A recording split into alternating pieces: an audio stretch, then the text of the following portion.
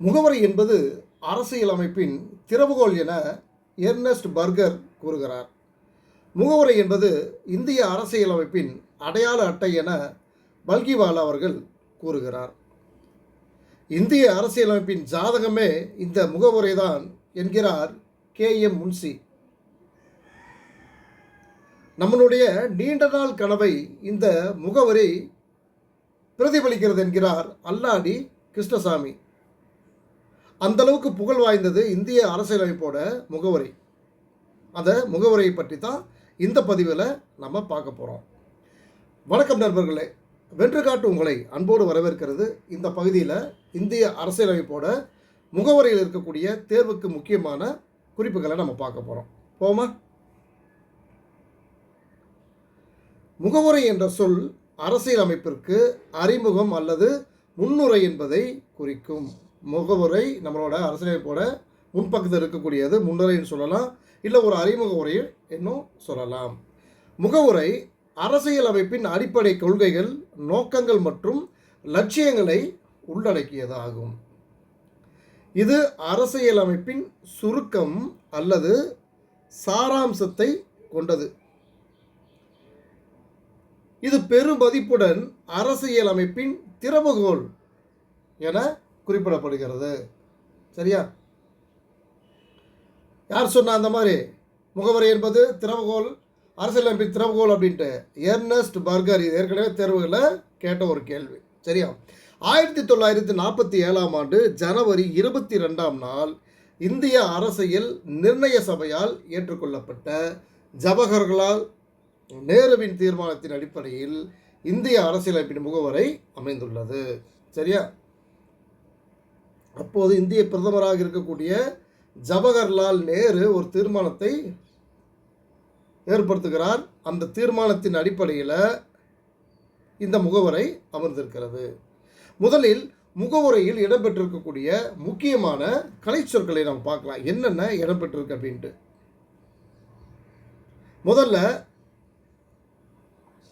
இறையாண்மை, ஷாவரின், யாருக்கும் கட்டுப்படாமல் தன்னிச்சையாக செயல்படும் தன்மை, உள்நாட்டு வெளிநாட்டு விவகாரங்களில் பிற நாடுகள் தலையிடாத வண்ணம் பாதுகாக்கும் கவசம். இதுதான் இறையாண்மை, இந்திய இறையாண்மை.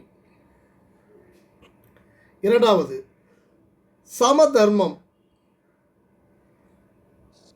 நாடு, மொழி, மதம், இனம் அனைத்திற்கும் அப்பாற்பட்டு அனைவருக்கும் ஒரே தர்மம். இந்த நாடு என்பது பல சிறிய சிறிய ராஜ்யங்களை உள்ளடக்கி ஒருங்கிணைத்து உருவாக்கிய ஒரு நாடு. இது மிகப்பெரிய ஜனநாயக நாடு. பல்வேறு மொழி, பல்வேறு மதங்கள், பல்வேறு கலாச்சாரங்களை உள்ளடக்கி ஒற்றுமையாக இருக்கக்கூடிய ஒரு நாடு. அதனால் சமதர்மம் என்பது முக்கியமான இடத்தை இங்கே பெற்றிருக்கிறது.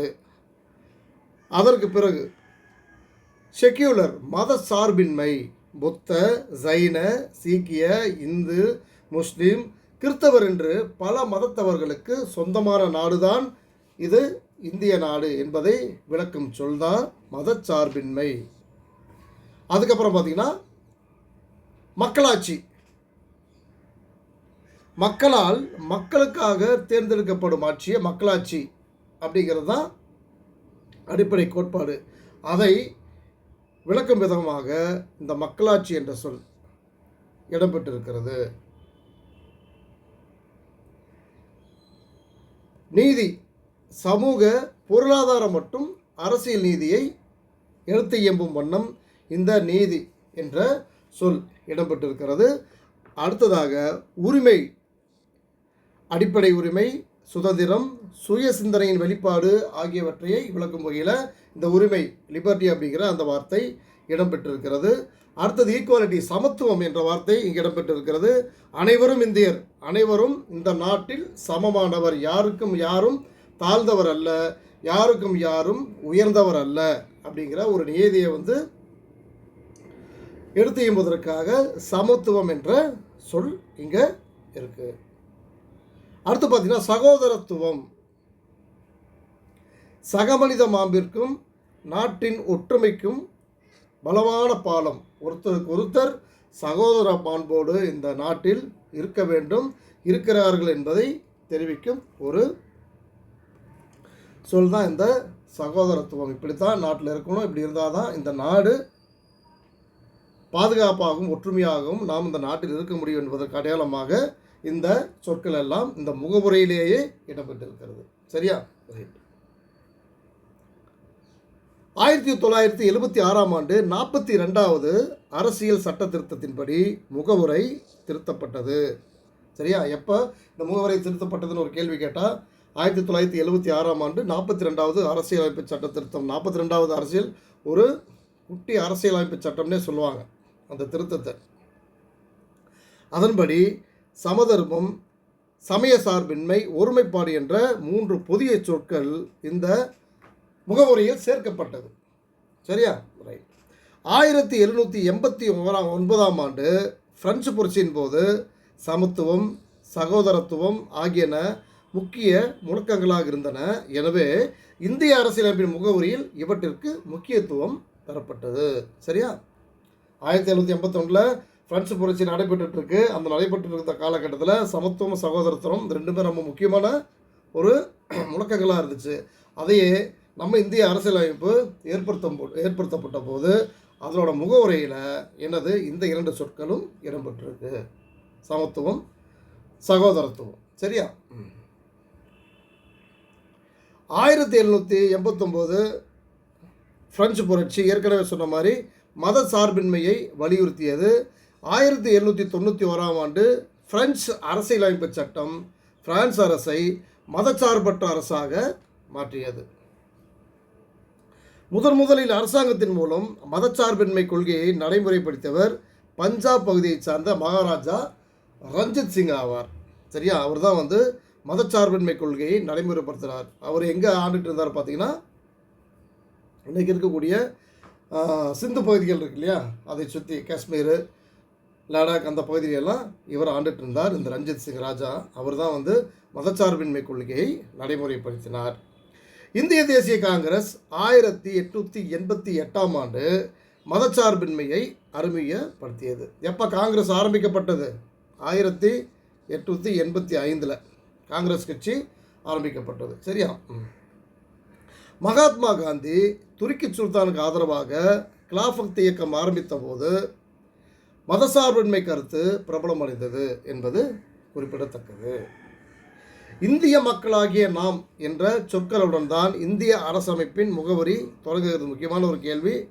இந்திய மக்களாகிய நாம் அப்படிங்கிற அந்த வார்த்தையோடு தான் இந்த அரசமைப்போட முகவுரையோட ஆரம்பம் தொடங்குகிறது. சரியா? சரி. இந்தியா ஒரு இறையாண்மை மிக்க சமதர்ம சமய சார்பற்ற ஜனநாயக குடியரசு நாடாக உள்ளது என அரசியலமைப்பின் முகவரி சொல்லுது. சரியா? என்ன சொல்லுது? இதோட முகவரி என்ன சொல்லுங்க? இந்தியா ஒரு இறையாண்மை மிக்க சமதர்ம சமய சார்பற்ற ஜனநாயக குடியரசு நாடாக இருக்கிறது அப்படின்னு சொல்லி அரசியலமைப்போட முகவுரை தெளிவாக எடுத்து கூறுகிறது. இந்திய மக்கள் அனைவருக்கும் சமூக, பொருளாதார, அரசியல் நீதி என அனைத்திலும் பாதுகாப்பு வழங்குவது இந்த முகவரியோட நோக்கம். இந்த முகவரி என்ன பண்ணும்? முக்கிய நோக்கம் என்ன கருதுது? இங்கே இருக்கிற மக்கள் அனைவரும் சமம், அந்த அனைவருக்குமே சமூக, பொருளாதார, அரசியல் நீதி சரிசமமாக இருக்க வேண்டும், அனைத்திலும் பாதுகாப்பு வழங்க வேண்டும் என்பதுதான் இந்த முகவரியோட முக்கிய நோக்கம். இந்திய மக்கள் அனைவருக்கும் சுதந்திரமாக சிந்தித்தல், உணர்வுகளை வெளிப்படுத்துதல், நம்பிக்கை, சமய வழிபாடு ஆகியவற்றில் சுதந்திரமாக செயல்பட இந்திய அரசு உத்தரவாதம் இருக்கிறது. சரியா? அரசியலமைப்பு வரலாற்றில் முகவுரை அரசியலமைப்பின் ஒரு பகுதியா என்பது குறித்த பல சிக்கல்கள் எழுந்தன. அவ்வளவு முக்கியம் வாய்ந்த ஒரு பகுதியாகத்தான் இந்த முகவுரை இருந்திருக்குது. இப்படி ஒரு சந்தேகத்தை, சிக்கலை உருவாக்கும்படி அந்த முகவுரையோட முக்கியத்துவம் இருந்திருக்கிறது. முகவுரை தொடர்பாக பல வழக்குகளில் 2 வகையான கருத்துக்கள் கூறப்படுகின்றன. என்னென்ன வழக்குகள் பார்த்தலாமா? சில முக்கிய வழக்குகள் இந்திய நாட்டில் நடந்திருக்கு. அந்த வழக்குகளை பார்ப்போம். 1960 பெருபாரி வழக்கு அப்படிங்கிற ஒரு முக்கியமான வழக்கு. அதில் முகவுரை என்பது இந்திய அரசியலமைப்பின் பகுதி அல்ல என்று கூறப்பட்டுள்ளது. சரியா? 1973 கேசவானந்த பாரதி அப்படிங்கிற ஒரு வழக்கு, அந்த வழக்கில் முகவுரை இந்திய அரசின் ஒரு பகுதி என்று கூறப்பட்டுள்ளது. ரெண்டு செய்திகளை சொல்லுது இல்லையா? ரைட். 1994 எஸ்ஆர் பொம்மை வழக்கில் முகவுரை அரசியல் அமைப்பின் ஒரு பகுதி என சொல்லப்பட்டிருக்கிறது. அப்போ பெருபாரி வழக்கில் ஒன்று, கேசவானந்த பாரதி வழக்கிலையும் எஸ்ஆர் பொம்மை வழக்கிலையும் இந்த முகவரி என்பது அரசியலமைப்போட ஒரு பகுதி அப்படின்னு சொல்லியிருக்கு. இந்த பெருபாரி வழக்கு பற்றி, கேசவானந்த பாரதி வழக்கு, எஸ்ஆர் பொம்மை வழக்கு பற்றியெல்லாம் நம்ம இந்த பகுதியில் டீட்டெயிலாக பார்க்க முடியாது. இது குறித்து நம்ம ஏற்கனவே வீடியோ போட்டிருக்கோம். மறுபடியும் தேவைப்பட்டால் இது குறித்து இந்த கேஸை பற்றி டீட்டெயிலாக மறுபடியும் ஒரு வீடியோ போடுவோம். தொடர்ந்து ஃபாலோ பண்ணிகிட்டே இருங்க, உங்களுக்கு அந்த காணொலிகள் வந்து சேரும். ரைட். 1995 எல்ஐசி வழக்கு. இதில் என்ன சொல்கிறாங்க? அரசியலமைப்பின் ஒரு பகுதி தான் முகவுரை அப்படின்னு சொல்லியிருக்காங்க.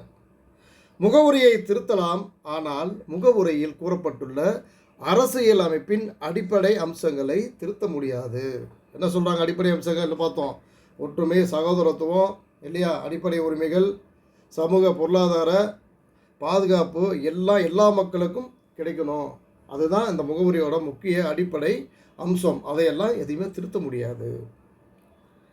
நம்ம இந்த காணொலியோட ஆரம்பத்திலேயே சொன்னோம், முகவுரை என்பது இந்திய அரசியலமைப்பின் திறவுகோல் என கூறியவர் யாருன்னு ஒரு கேள்வி வரும். பதில் எர்னஸ்ட் பார்கர். முகவரை அரசியலமைப்பின் அடையாள அட்டை என கூறியவர் யார் அப்படின்னா பல்கிவாலா. இதெல்லாம் ஒவ்வொரு கேள்வி.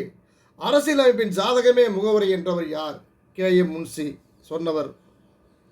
நம்மளுடைய நீண்டகால கனவை முகமுறை பிரதிபலிக்கிறது என்றவர் யார்? அல்லாடி கிருஷ்ணமூர்த்தி ஆவார். சரியா? இந்த மாதிரி இதிலிருந்து எந்த மாதிரியான கேள்விகள் கேட்டாலும் நம்ம தெளிவாக பதில் எழுதணும். மறுபடியும் இந்த காணொலியை ஒரு தடவை பாருங்கள். இன்னும் புரியாதவங்க 2-3 தடவை கூட பாருங்கள், நல்லா உள்வாங்கிக்கங்க. ஒரு தடவை நல்லா உள்வாங்கிக்கிட்டீங்கன்னா உங்கள் மனசில் இருந்து இந்த விவரங்கள் என்றைக்குமே மறையாது. இதிலிருந்து எத்தனை கேள்விகள் கேட்டாலும் நம்ம எளிதாக பதிலை சொல்லி நல்ல மதிப்பெண்களை பெற்று அரசு பணியிலே அமரலாம். நன்றி நண்பர்களே. மீண்டும் அடுத்த காணொலியில் உங்களை சந்திக்கிறேன்.